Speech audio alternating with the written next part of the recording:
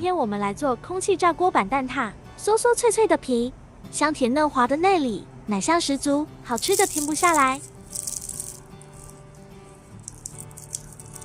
首先拿出2个鸡蛋，打入碗中，然后加入2大勺细砂糖，用打蛋器把鸡蛋打散。接着加入250毫升纯牛奶，搅拌均匀备用，这样差不多可以做15个蛋挞。接着拿出蛋挞皮，把蛋挞皮倒扣在空气炸锅中，然后用140度烤4分钟。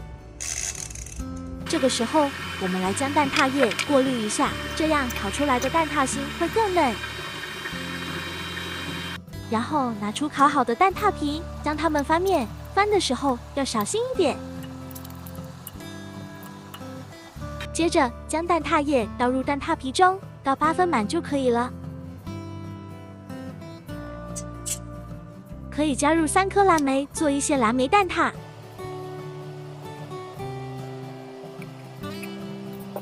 然后再放入空气炸锅中160度烤12分钟，也可以用烤箱180度烤20分钟。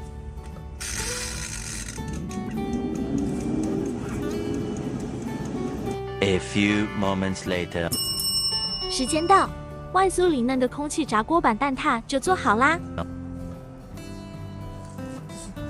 听着酥酥脆脆的声音，奶香味非常浓，还有蓝莓酸甜口感，赶紧尝试一下吧。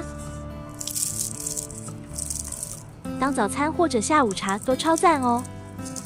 具体的食谱清单在这里。阳光厨房，明天见。